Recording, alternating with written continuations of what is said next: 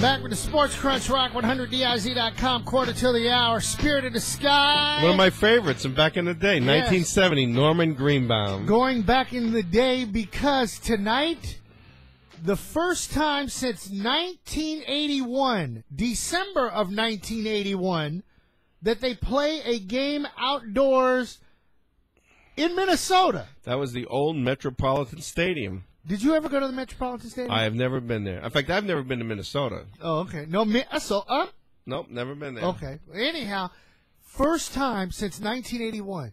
Only because the Metrodome, well, you know what happened. That was built in 82. The dome collapsed due to snow. So Paulie and I are sitting here going, well, why don't they just tear like the song from Parliament, tear the roof off the sucker. Just tear the whole thing. I mean, take the roof off and then play outdoors. Because everybody wants that. Well, I don't know if everybody wants it. I don't know if the fans that have to sit tonight in that freezing weather want Well, that. I think that's just football. I mean, they don't complain about it in Chicago. Chicago should have a dome. Yeah, I don't Cleveland should have a dome. Buffalo should have a dome. These are places cold as hell. But now think about what I just said. Minnesota had a dome. Okay. Green Bay doesn't have a dome. Detroit has a dome. Detroit hasn't won diddly squat since they've been in that dome. That ought to tell you something. Cleveland's outdoors. Pittsburgh's outdoors. Buffalo's outdoors.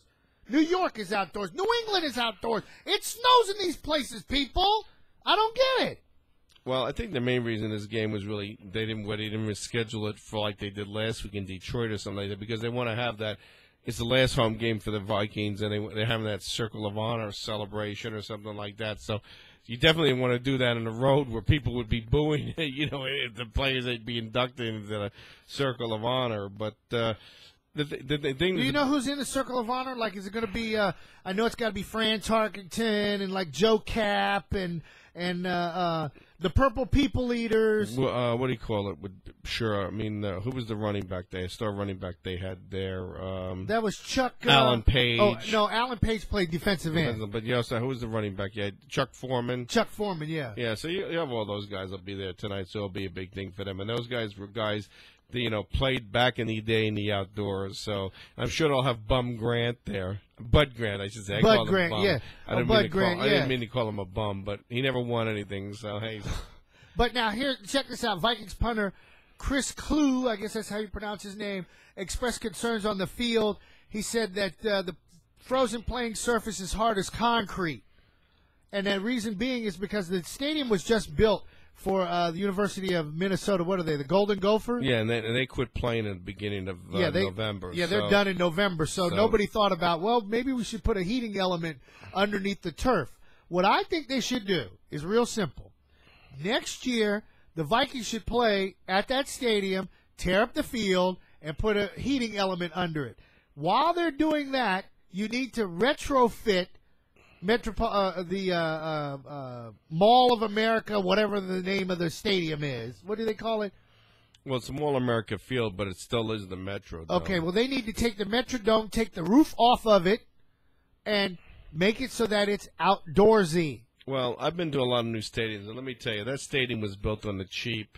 It was kind of like when I went to Indianapolis a couple years ago, where they just built Lucas Oil Field, which is immaculate. It's all brick and the stained glass.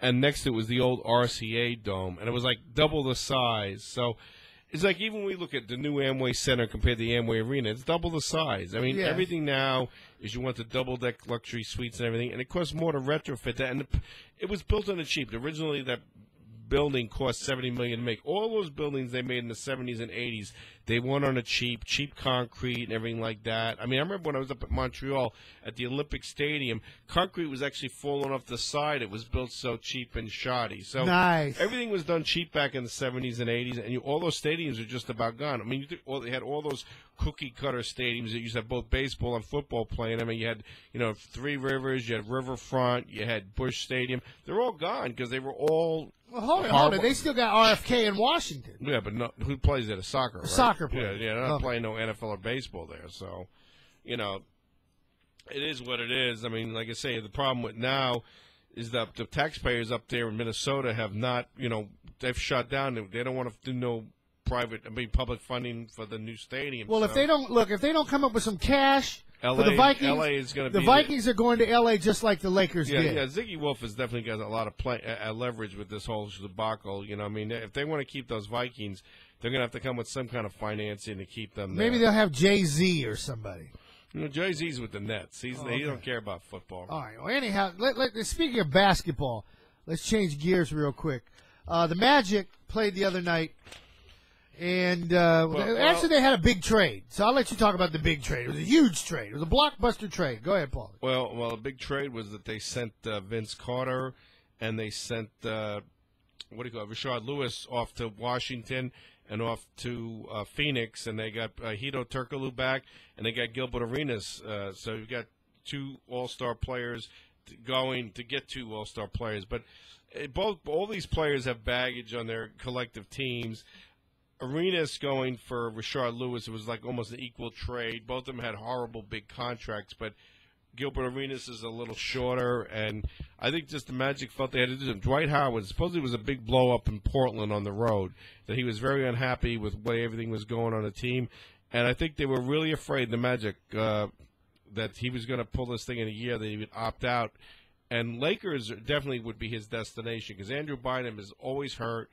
And if they would love to get Dwight Howard on that team, you'd keep that train rolling out there forever. This is Bo Outlaw. This is Hedo Turkoglu. This is Jameer Nelson. This is J.J. Redick. This is Tony Batille. This is Dwight Howard. This is Stan Van Gundy of the Orlando Magic. Rock 100 WDIZ. Well, let's see. How many of those people, half of those people were gone, and now they're back. And so it'll take me probably a week to go through there and sort that mess out. Well, a lot of people are saying that Otis Smith panicked, that, like I said, because of this LeBron that happened. Everybody sees what happened to Cleveland last year, and now they can see what Denver's going through with Carmelo Anthony. That they didn't want to be put in the same spot, so they want to keep their superstar happy. So they're trying to, placate him by making this trade to make the team better.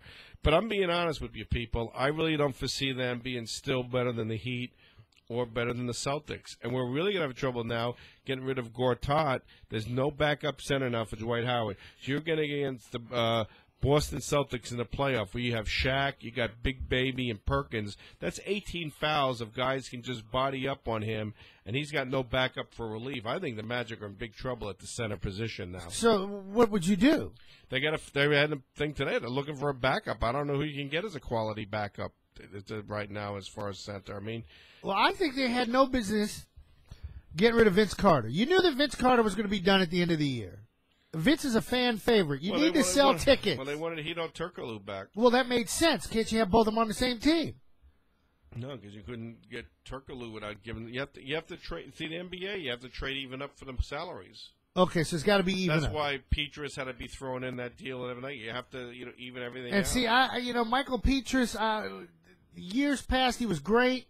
This year is kind of so-so. The only thing good about Petrus, he was a big body and he was pretty good at defense. But Gortat with the Polish rifle, he was a real deal. Now check this out. They played the other night. They played the 76ers. This was the night of the trade. Yes, it was a sellout, 18,846. Well, that's a debatable thing, yeah, too. we love to figure out what the hell they're talking about. But look, this is what you call an official scorers page that they give us, and all the stats of everything that happened during the game. Now, I noticed something right off the bat with the Magic. We didn't have enough players. Well, I think you have to have 7. Well, I thought somebody told me 8. You got your 5 starters and you had 3 backups. They had enough. Okay, now, the 76ers had their 5 starters, and then they had 7 people in reserves. One of them was Tony Batille, ex-Orlando Magic player. Are you ready for this? Now listen, I want you to hear this real quick before we get out of here. Quentin Richardson played 43 minutes. He only got 6 points. We're in trouble. Brandon Bass played 33 minutes. He got 18 points. Okay, I can live with that. Dwight Howard played 40 minutes and got 26 points. I can live with that. J.J. Redick played 40 minutes and had a bad game. He only had 9 points. Yeah, that's why they had no chance. If J.J. had a 20-point game, they would have beat him. Yeah.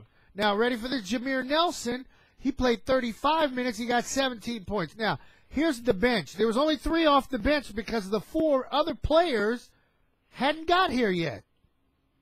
Who's Malik Allen? I don't know. I thought he was a gas station attendant up there on 436 in Redbug. He got 4 points. He played 21 minutes. Jason Williams I know Jason Williams. hurt his ankle. He only played 6 minutes, no points. And then Chris Duhon played 17 minutes and got 9 points.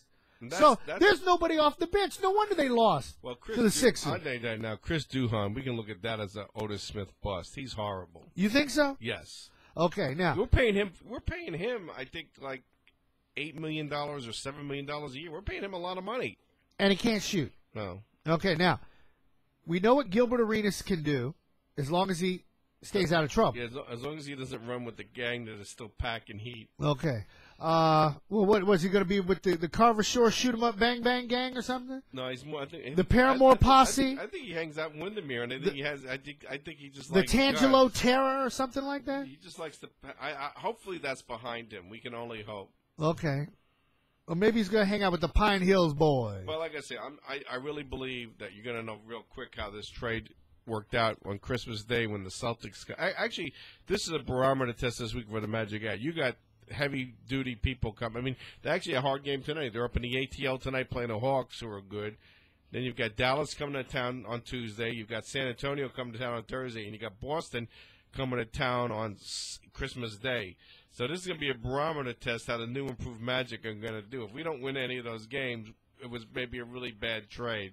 Okay, now who is Jason Richardson? I'm not too familiar He's with somebody him. from Phoenix. He's like, and like even the paper I was reading in there, and nobody really knows that much about him. These are guys that were drafted high but have never really panned out. And you figure Phoenix was throwing him in on the deal. And who's Earl Clark? He's another guy that's was there. You don't really know. Okay, so why don't we do this, Paul? I mean, common sense would say trade Jason Richardson and Earl Clark. Trade them. Get somebody. Get a center for them too. Who would want We got them? Turkoglu. We got Arenas. Let's see if we can maybe get the Polish rifle back or something. No, obviously Phoenix wanted him in the deal. That's why we got those guys for him. Or what's up with Carmelo Anthony? I heard he's mad. He wants out of Denver. Let's do this. I know we can't afford him up front, but let's give him like maybe $10, $20 million now, and then next year we'll give him $100 million. Yeah, but how do you in the NBA? He's still on a contract with Denver, so you have to come up with a trade. Who would you trade to Denver to get him? Well, I'll give Denver. I'm going to give you Earl Clark, Jason Richardson. I might even throw in. I'll throw in his cousin. You could take both Richardsons off the team. So you're getting rid of. I'm going to get rid of 3 players. You're talking about getting rid of a marquee star that they probably have his picture on side of the Pepsi Center for people that nobody even knows who they are. I don't think that's going to fly. Well, hey, I'll try anything.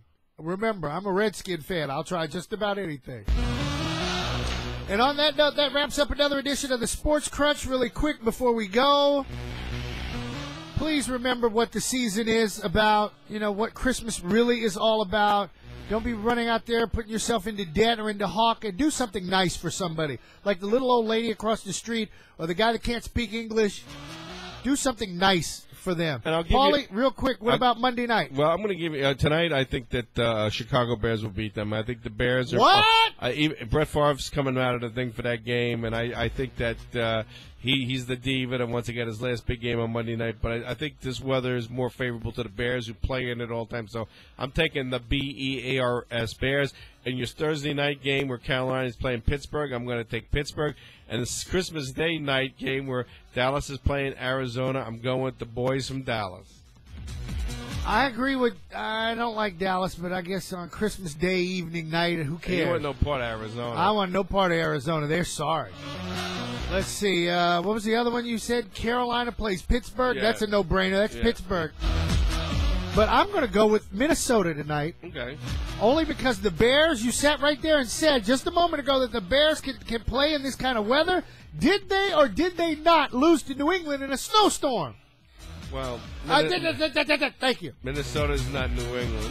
Thank you. Brett Favre's not Tom Brady. And I'm going to say this: the Jacksonville Redskins game will be I might have a jersey on for the Redskins in the first quarter and flip to the Jaguars the second quarter. Just may the best team win. That's all I can say on that. Everybody have yourselves a Merry Christmas, and we'll see you next Monday.